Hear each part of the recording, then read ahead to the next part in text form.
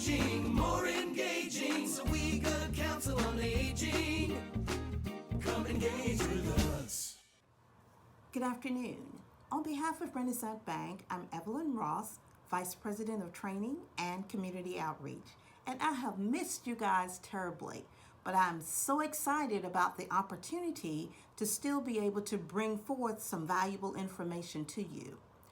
Although our method of delivery may be a little different from what you are accustomed to, our message will still be the same, okay? So today we're going to be talking about the most prevalent scam that has resurfaced at this particular time, okay?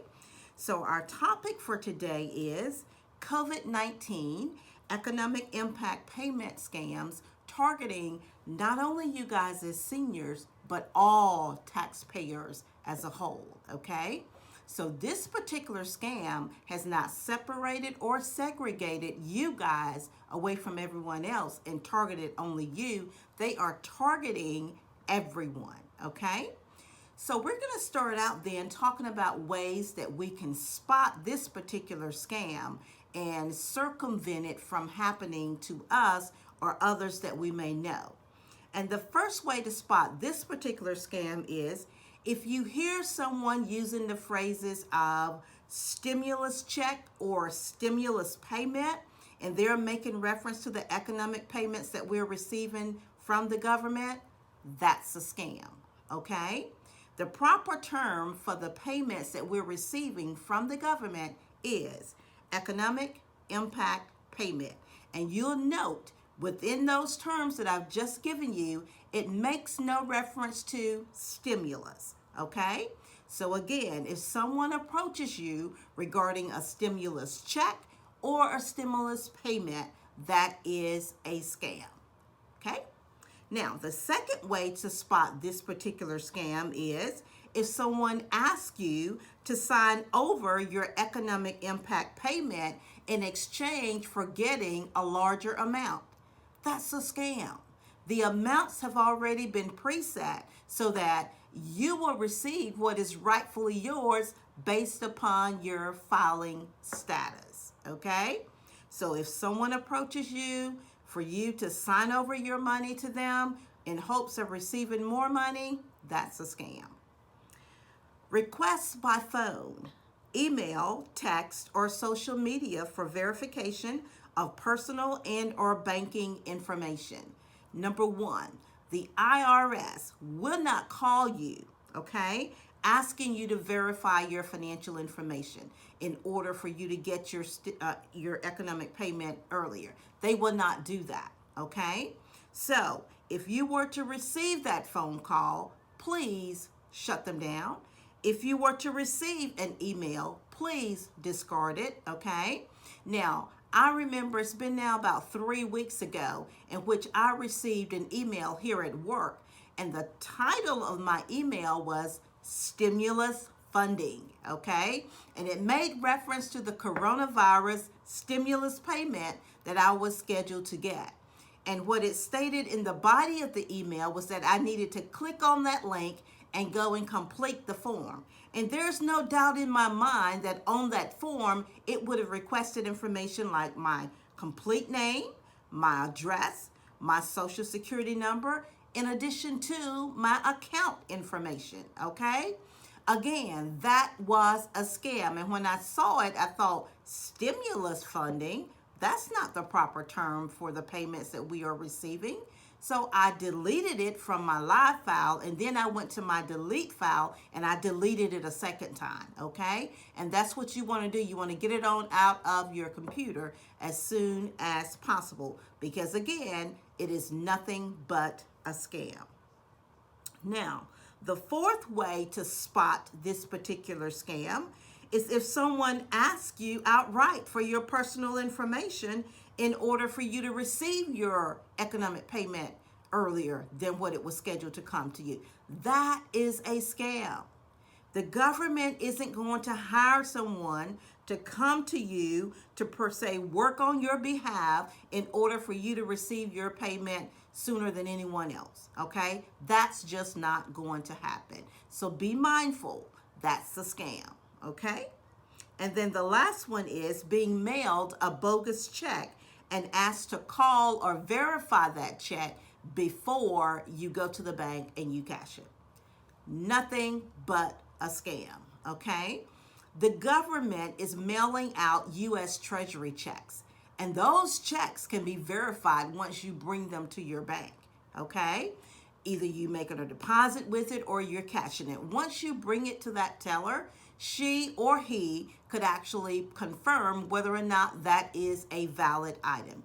Please, whatever you do, do not call your information in hopes of getting a number or a code to go on that check so that you can present it to the bank to be cashed. We don't need that information, okay?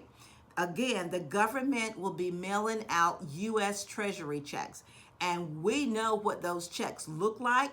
We know what information should be on those checks, and we know whether or not it is a legitimate item, okay? So please don't be fooled by the scammers that are out there. So those are some ways that we could actually spot this particular scam. Let's look at some proactive measures now that we can put in place to make sure that we don't become a victim of this scam, okay? And the first thing that I want you to know is to be wary of an email that you may receive, okay? Or of a text that you may get on your cell phone, or a phone call that you may receive on your landline, okay? Or any social media requests for money or other personal identifiable information. Please be mindful, okay? Because again, those things have been put in place so that the scam artists can defraud us. And what we're wanting to do is to circumvent that on every option that it tries to come in, okay?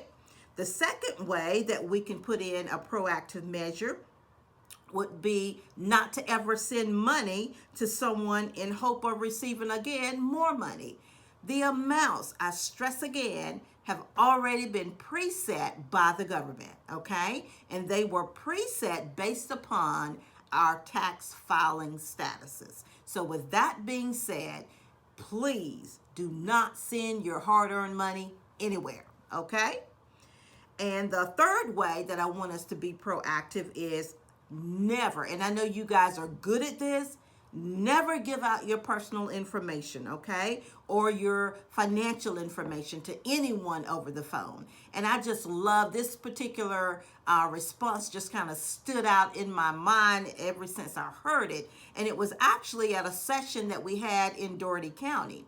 And we were talking about the different phone calls that we may receive from time to time and how the scam artists are trying to take advantage of us. And one of you raised your hand and you said, can I tell you how I respond when I see that unknown number come on my line? And I said, sure. And you said, I pick up my receiver and I say, Albany Police Department, how may I help you?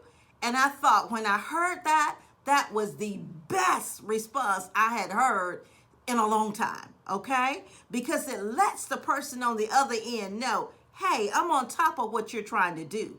I'm not buying what you're trying to sell me, okay? You will not get my personal information. You will not get my banking information, okay? I am shutting you down. And at that point, when the person pointed out Albany Police Department, the other person on the other end hung the phone up. So there too again, that was an alert to them. You're not going to catch me off guard. Because I know you guys are probably thinking like I am. You know, we're in the midst of a worldwide pandemic. And yet you have people out there who are still attempting to defraud us. Yes, in the midst of a pandemic, we have people trying to defraud us by getting our personal information, by getting our banking account information, and they're doing it because they're thinking that they can continue to catch us off guards, okay? So be mindful and be alert, especially when those phone calls start to come in, especially when you started to receive email like the one that I received, okay? Be wary. be mindful and do know the scam artists are out there. And it's like I always share with you guys, while we are sleeping, the fraudsters are out there thinking. They are thinking of additional ways to take advantage of us, thinking of additional ways to obtain our personal information, additional ways to get our banking information, because what they're wanting to do again is to catch us off guard. But we're smarter than they are. We're going to let them know, oh, we're on top of this, okay? If I don't recognize that number and I decide to answer, I may answer Albany Police Department, okay? Just to get them to hang up. So again, I miss you guys, but I'm so grateful for this particular interaction. And again, as I noted earlier, although our method of delivery may be a little different than what you're accustomed to, our message is still the same, okay? We're going to do our best to take a bite out of them before they try to take a bite out of us, okay? So, should you have any questions regarding this particular session, please feel free to give me a call in my office here at area code 229-878-3300.